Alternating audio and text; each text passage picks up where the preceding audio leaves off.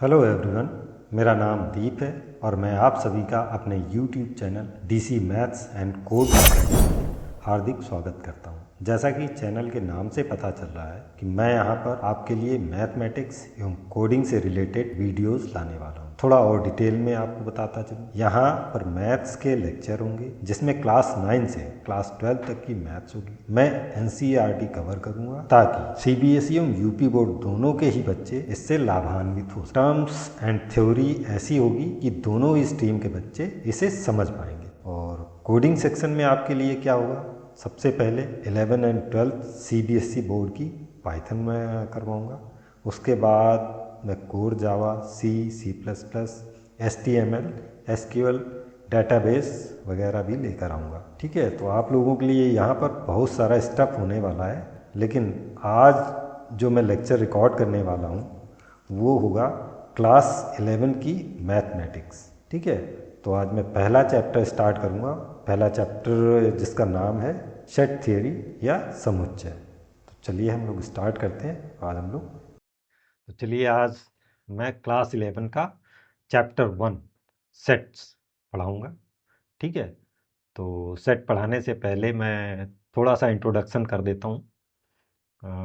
आप लोगों को या किसी को भी संग्रह करने की बहुत आदत होती है किसी किसी को।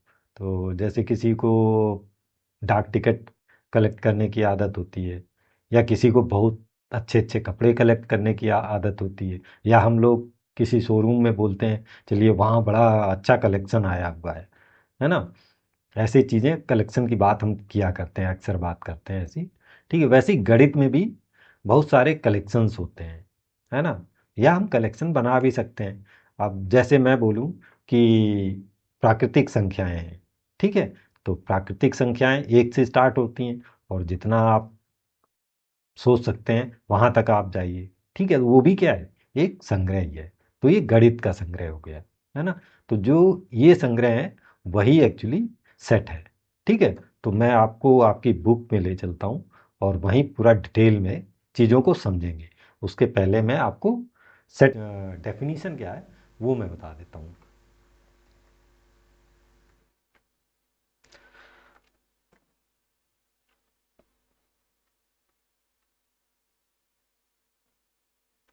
तो एक्चुअली सेट्स क्या होते हैं इनको मैं डिफाइन कर दे रहा हूँ, है ना। तो अ set is well defined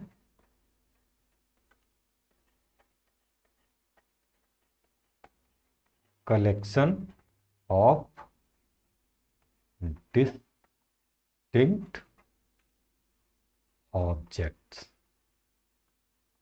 ठीक है, अब यहाँ मैंने आपकी बुक में शायद ये टर्म नहीं लिखा हुआ है, मैंने इसको जोड़ दिया है क्योंकि उसको बताना ज़रूरी है। ठीक है, तो वेल डिफाइंड, पहले तो हम वेल डिफाइंड का मतलब समझ लेते हैं। ठीक है, वेल डिफाइंड का मतलब क्या होता है। जैसे मैं आपको बोलूं कि आप ऐसे नंबर का संग्रह बताओ जो सम है, ऐसे प्राकृतिक संख्याएं बताइए जो सम है और 20 से कम है ना, तो आप बिल्कुल बता देंगे।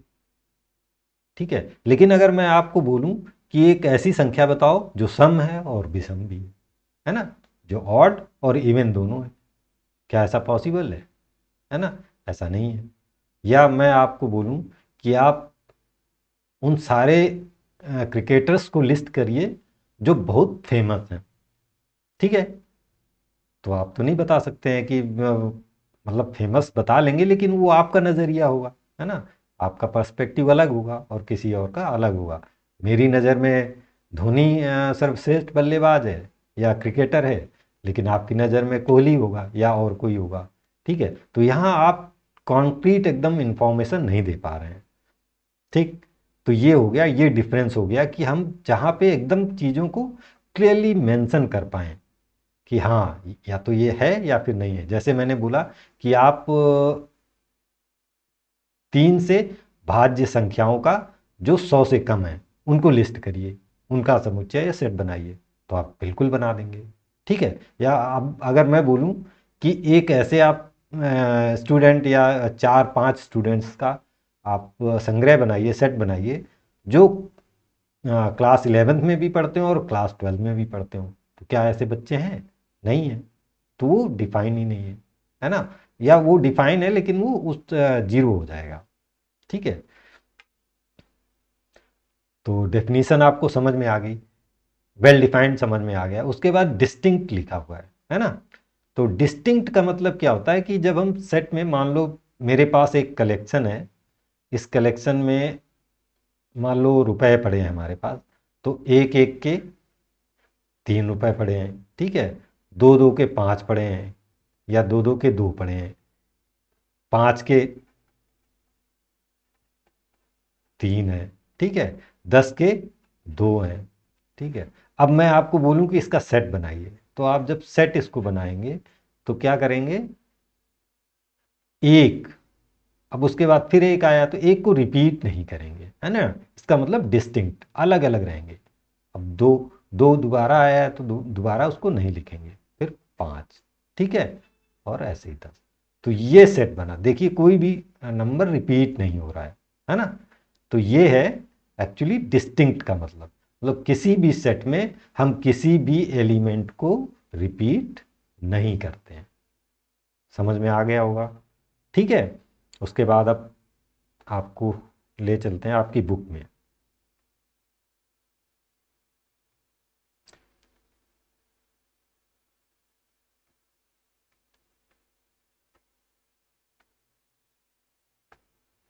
ठीक है।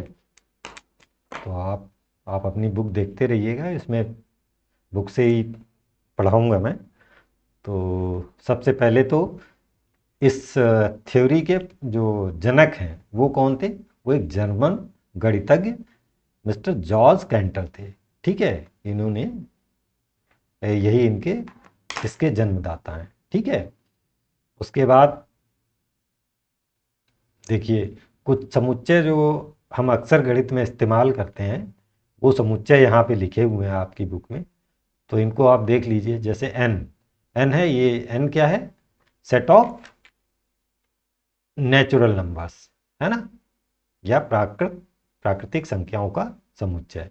जेड क्या है, पूर्णांकों, मीन्स सेट ऑफ इंटीजर्स।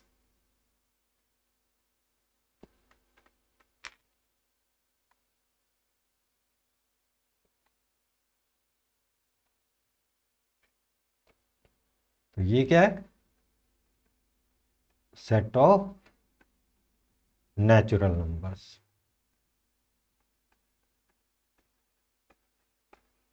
ठीक है। ऐसे जेड सेट ऑफ इंटीजर्स, ठीक है। क्यू क्या है, सेट ऑफ रेशनल नंबर्स। ये नंबर्स तो आपको पता ही होंगे, आप गणित के छात्र हैं तो ये सब पता होगा कि परिमेय संख्याएं क्या होती हैं। फिर set of real numbers, R क्या होता है, सेट ऑफ रियल नंबर्स, वास्तविक संख्याएं, ठीक है। आप इसमें वास्तविक और काल्पनिक संख्याएं भी पढ़ेंगे, इसलिए वास्तविक हैं, ठीक है। एक्चुअली कॉम्प्लेक्स नंबर जो होते हैं वो काल्पनिक ही नंबर होते हैं, ठीक है। उसके बाद जेड प्लस दिया है, मीन्स देखो जेड क्या था, पूर्णांकों का समुच्चय, मतलब सेट ऑफ इंटीजर्स। और इंटीजर्स क्या होते हैं, निगेटिव पॉजिटिव दोनों ही होते हैं, है ना। तो जब जेड प्लस लिख देंगे तो केवल पॉजिटिव, मीन्स धनात्मक पूर्णांकों का समुच्चय। फिर क्यू प्लस, इसका मतलब धनात्मक परिमेय संख्याओं का समुच्चय या set of positive rational numbers, ठीक है। ऐसे ही आर प्लस, धनात्मक वास्तविक संख्याओं का समुच्चय, means set of positive real number, ठीक है। ये यहां तक आपको समझ में आ गया होगा, ठीक है। अब डेफिनीशन तो मैंने बताई दी, वही आपकी डेफिनीशन यहाँ पे लिखी हुई है। अब कुछ चीज़ें जैसे यहाँ पे आपको ध्यान देने योग्य हैं, जैसे समुच्चय के लिए, जो समुच्चय में हम लिखते हैं, समुच्चय में मान लो ये 3 इसमें एलिमेंट हैं, ठीक है। तो इसको क्या बोलते हैं, एलिमेंट, अंग्रेजी में एलिमेंट बोलते हैं, ठीक है। हिंदी में अवयव बोल सकते हैं, सदस्य बोल सकते हैं, या वस्तुएं बोल सकते हैं, ठीक है, वही। और जो सेट है, हमारे सेट होते हैं, उनको हम एक्चुअली रिप्रेजेंट करते हैं capital letters of English alphabet. ठीक है, जैसे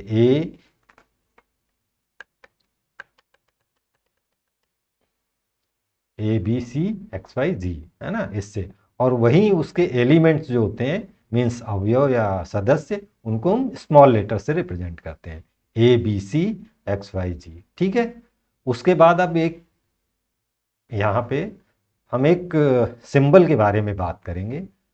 ठीक है, वो सिंबल क्या होगा?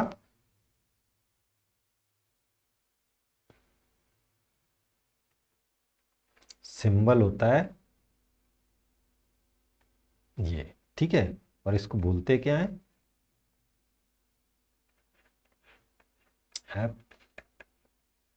एप्सिलॉन। ठीक है, तो ये एप्सिलॉन बोला जाता है। ये बहुत ही इस्तेमाल होगा पूरी बुक में, जहाँ भी सेट्स होंगे वहाँ पे इसका इस्तेमाल होगा। और क्या इसका मतलब क्या होता है वो मैं बताता हूँ। ठीक है, तो मान लीजिए कोई एक सेट है ए, जिसमें मान लो ये कुछ एलिमेंट्स हैं। ठीक है, ये इसमें एलिमेंट्स हैं। ठीक है, तो मैं अगर बोलूँ वन, तो वन क्या इसका अवयव है या एलिमेंट है? तो बिल्कुल, वन क्या है? इसका एलिमेंट है ए का। तो हम इस सिंबल का अब यहाँ पे इस्तेमाल क्या करेंगे? यस, वन बिलोंग्स टू, और इसको बोलते क्या? Belongs to. One belongs to A. ठीक है, वन बिलोंग्स टू ए। ठीक है, ऐसे ही टू, टू भी इसका अवयव है या एलिमेंट है, तो two is also belongs to, two also belongs to A, set A. ठीक है, बट अब अगर मैं बोलूं फाइव, क्या फाइव ए का अवयव है? तो चेक करेंगे, चार है, फिर छः है ना, तो चार और छः, पाँच लेकिन नहीं है, तो five does not belongs to set A. ठीक है, अब यहाँ एक चीज़ और मैं बता दूँ, मैंने बताया नहीं, ये मैंने सीक्वेंस में लिख दिया है ना, एक दो तीन चार पाँच। सेट में सीक्वेंस मैटर नहीं करता, आप कैसे भी ये सेट ऐसे भी लिख सकते हैं, 10, 6, 8, 1, 2, 4, 3, मतलब कोई सीक्वेंस मैटर नहीं करता, उसमें एलिमेंट्स उतने होने चाहिए बराबर, ये दोनों सेट एक ही। ठीक है, तो ये आपको समझ में आ गया होगा। तो एप्सिलॉन का हम बहुत इस्तेमाल करेंगे पूरी ही सेट थ्योरी में। ठीक है, तो एप्सिलॉन आपको समझ में आ गया होगा कि अगर कोई एलिमेंट उसका अवयव है तो बिलोंग्स टू बोलते हैं, और नहीं है तो एक लाइन खींच देते हैं, उस पर नॉट की हो जाती है वो, और वो बोलते हैं डज नॉट बिलोंग्स टू ए, या कोई भी और भी सेट, जो भी सेट का नाम हो, है ना। यहाँ पे सेट कैपिटल से रिप्रेजेंट कर रहा है सेट, और ये क्या है? साइड वाला उसका एलिमेंट है ना। ठीक है, आई होप समझ में आया होगा।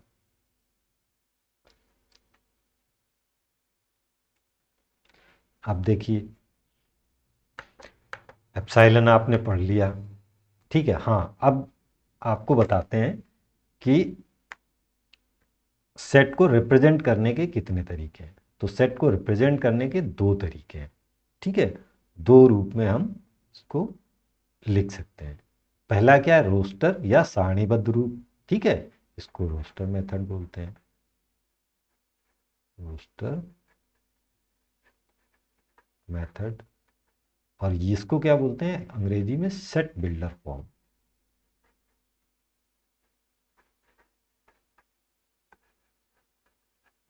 फॉर्म या मेथड। ठीक है, तो अब इनको मैं डिटेल में बता देता हूँ।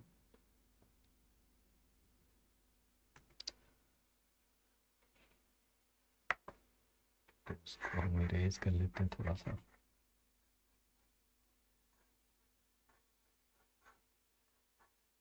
ठीक है, तो अभी हम पहले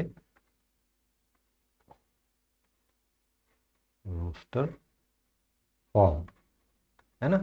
तो रोस्टर फॉर्म में क्या होता है? जैसे ये ऊपर लिखा हुआ है हमने, यही रोस्टर फॉर्म है, मीन्स जितने भी एलिमेंट हैं उनको हमने लिस्ट कर दिया है सेट के अंदर।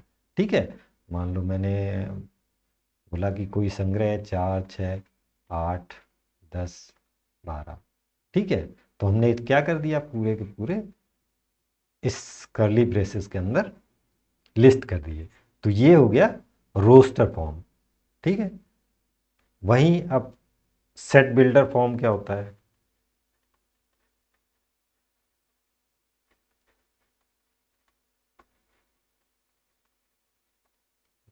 सेट बिल्डर फॉर्म में क्या होता है, एक्चुअली हम क्या करते हैं, एक एलिमेंट लिखते हैं एल्जेब्रिक टर्म में, ठीक है, एक्स या ए ऐसे करके, और उसकी प्रॉपर्टी को लिख देते हैं। जैसे मैं एक छोटा सा एग्जांपल आपको देता हूँ कि ए कोई सेट है और एक्स उसका एलिमेंट है ना, और कॉलन लगा के फिर उसकी प्रॉपर्टी लिख देते हैं कि x is natural number, means प्राकृत संख्या है, and x is less than 10, ठीक है। तो ये हमने ऐसे लिख दिया, ये क्या हो गया, सेट बिल्डर फॉर्म। ऐसे भी हम सेट को लिख सकते हैं। अब इसको अगर मैं इस सेट बिल्डर फॉर्म में लिखना चाहता तो क्या लिखता, मुझे लिखना पड़ता कि x है ना, x, अब x क्या है, इवन नंबर है ना, इवन नंबर। लेकिन इसकी और भी कंडीशन है कि ये x क्या है, 4 से बड़ा या बराबर है, और 12 से बराबर या छोटा है, ठीक है। तो ये हमारी कंडीशन यहाँ बन जाती है। तो मीन्स ये हो गया है इसी सेट का ये रोस्टर फॉर्म हो गया। अब इसको मैं देखो रोस्टर फॉर्म में, सॉरी सेट बिल्डर फॉर्म है, और ये इसका मैं रोस्टर फॉर्म बनाता हूँ। तो देखो एक्स इज नेचुरल नंबर, इसमें मीन्स प्राकृतिक संख्याएं। प्राकृतिक संख्याएं तो आपको पता ही होंगी क्या होती हैं, एक से स्टार्ट होती हैं अप टू जहाँ तक आप सोच पाए, 1 2 3 4 5 6 7 8 9। देखिए यहाँ लेस देन है, मीन्स 10 से छोटी। तो ये हमारा सेट क्या हो गया, रोस्टर फॉर्म में आ गया, है ना। तो सेट को हम कैसे, दो तरीकों से रिप्रेजेंट करते हैं, पहला रोस्टर फॉर्म, और दूसरा क्या हो गया, सेट बिल्डर फॉर्म, ठीक है। और जहाँ जब जैसी ज़रूरत होगी उस हिसाब से हम सेट या उसमें कन्वर्ट कर लेंगे। लेकिन क्या होता है, properties means set builder form में लिखने की ज़रूरत क्यों है, क्योंकि बहुत बड़े बड़े सेट हैं। मान लो मैं लिखूं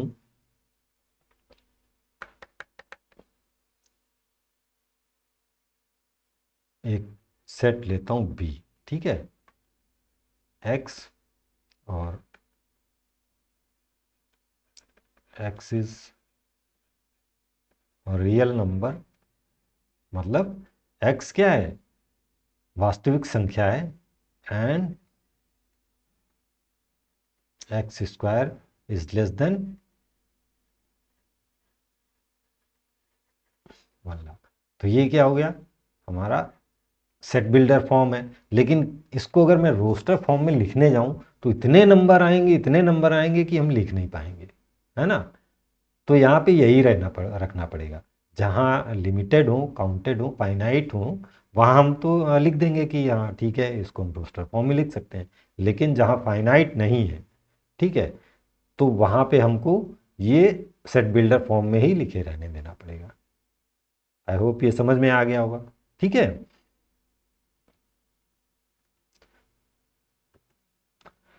ठीक है, आपको ये चीज़ समझ में आ गई, रोस्टर और सेट बिल्डर फॉर्म। अब इसके बाद मुझे लगता है कि आपकी एक्सरसाइज है,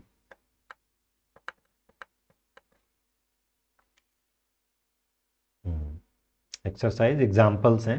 तो एग्जाम्पल्स आप देख लीजिए। जैसे ये समीकरण दिया हुआ है, x square plus x minus 2 is equals to 0। इसका सोल्यूशन मीन्स हल, उसको रोस्टर रूप में लिखना है। तो इसको सॉल्व कर दिया, ठीक है।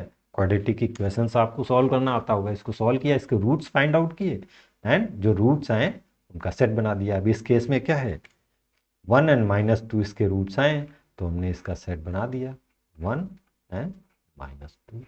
ठीक है, तो ये सेट बन गया। एक ऐसा सेट है जिसमें 2 एलिमेंट्स हैं। ठीक है, ऐसे ये देखो सेट क्या है, x एक धन पूर्णांक है, मीन्स x एक पॉजिटिव इंटीजर और x square is less then 40। ठीक है, तो आप इसको रोस्टर रूम में लिख सकते हैं क्योंकि छोटा है, इसमें कम एलिमेंट्स आएंगे। ठीक है, तो इसको मैं आपको सॉल्व करके दिखा देता हूँ।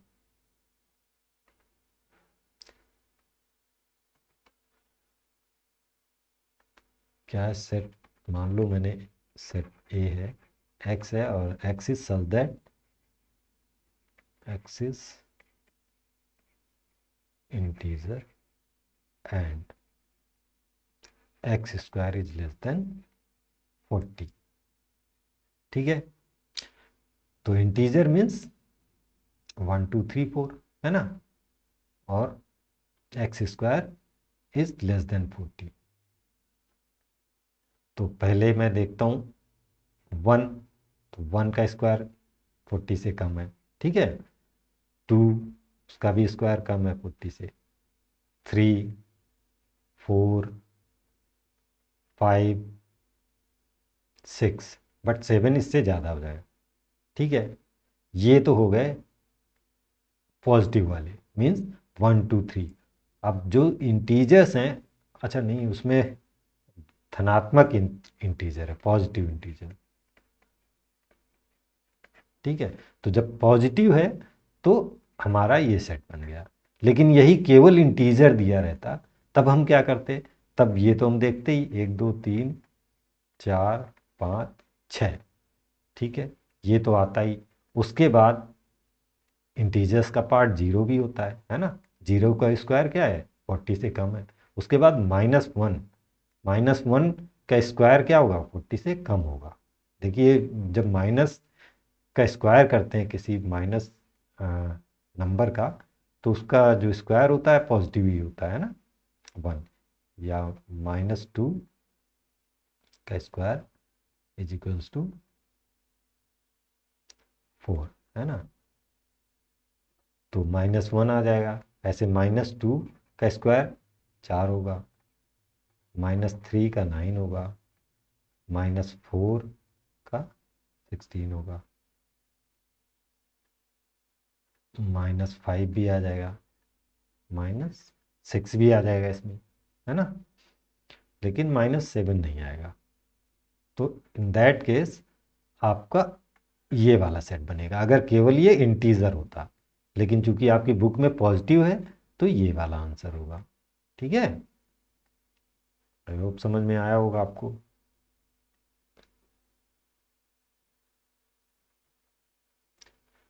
तो ये आपका एग्जाम्पल था। हाँ, धन पूर्णांक है तो ये हमने पॉजिटिव वाले ले लिए।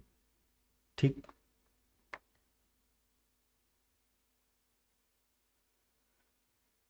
अब ये आप लोग करिएगा। ठीक है, एग्जाम्पल्स आप करिएगा और एक्सरसाइज भी आप करिएगा। एक्सरसाइज 1.1 आप लोगों के लिए, आप मेरा लेक्चर देखिए और उसके बाद सॉल्व करिए, सारे क्वेश्चंस आप सॉल्व कर लेंगे। ठीक है, अब एक दो मैं बता देता हूँ आपको यहीं पे। जैसे जे अक्षर से प्रारंभ होने वाले वर्ष के सभी महीनों का संग्रह, मीन्स सेट बनाना है आपको। तो जे से क्या स्टार्ट होता है, जनवरी, जून एंड जुलाई, 3, तो ये इसका संग्रह हो जाएगा। ठीक है, फिर भारत के 10 सबसे अधिक प्रतिभाशाली लेखकों का संग्रह। आप ये मतलब डिफाइन ही नहीं कर सकते हैं, this is not well defined, so ये सेट ही नहीं है ना। सर्वश्रेष्ठ 11 बल्लेबाज, ये भी सेट नहीं है। आपकी कक्षा के सभी बालकों का संग्रह, ये सेट है, आप बना सकते हैं। 100 से कम सभी प्राकृतिक संख्याओं का संग्रह, बिल्कुल ये भी। लेखक प्रेमचंद द्वारा लिखित उपन्यासों का, हाँ ये तो आप फाइनाइट है ना, मतलब मीन्स काउंटेड, आपको पता होगा, आप हो सकता है आपको नहीं पता हो, लेकिन उन्होंने जितने उपन्यास लिखे हैं वो आप क्लियरली बता सकते हैं, तो इनका संग्रह ये सेट बन जाएगा। ठीक है, सभी संपूर्णांकों का संग्रह, बिल्कुल हो जाएगा। इस अध्याय में आने वाले प्रश्नों का संग्रह, बिल्कुल ये भी काउंटेड है ना, तो आप बना सकते हैं। उसके बाद इसमें देखिए ये एप्साइलन और epsilon not. Epsilon means belongs to, means इसका अवयव है, और एप्सिलॉन नॉट भरना है means does not belongs to भरना है। तो जैसे 5, देखिए 5 इसका एलिमेंट है बिल्कुल, तो बिलोंग्स टू मीन्स एप्सिलॉन डालेंगे।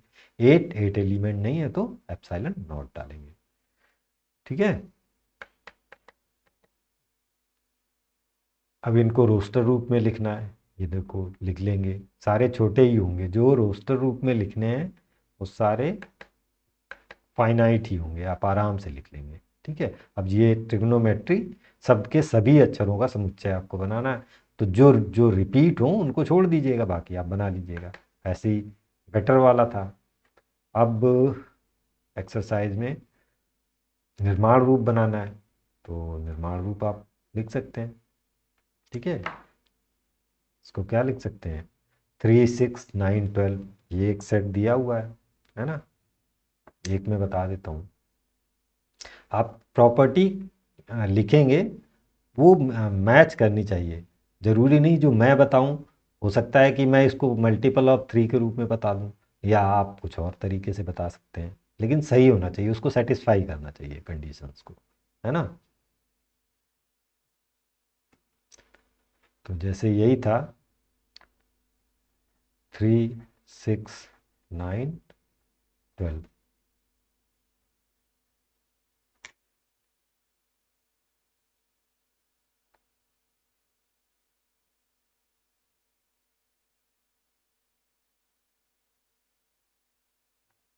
तो 3, 6, 9, 12, तो इसको क्या लिख सकते हैं, मान लो ये कोई सेट ए है, पहले तो कोई एक टर्म लिखेंगे, ठीक है, सच दैट उसके बाद उसकी प्रॉपर्टी, तो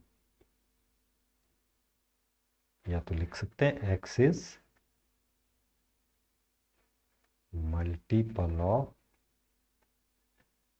3 एंड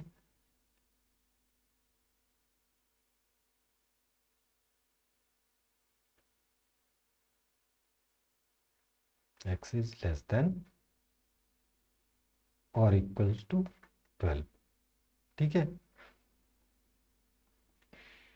या इसको ऐसे भी लिख सकते हैं, x is equals to 3n and n is less than और इक्वल टू 4, और इधर भी आपको डालना पड़ेगा ग्रेटर देन और इक्वल टू 1। ठीक है, तो आप ऐसे भी लिख सकते हैं, ऐसे भी लिख सकते हैं, और भी आप अगर ढूंढ पाए तरीका, आप अपने आप लिखना चाहें तो लिख सकते हैं।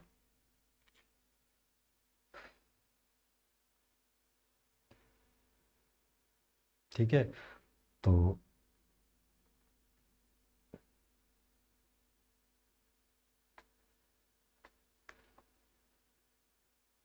आज ये एक्सरसाइज हो गई, आप इसको करिएगा, उसके बाद आगे का दूसरे पार्ट में मैं रिकॉर्ड करूँगा। ठीक है, ओके, बाय बाय।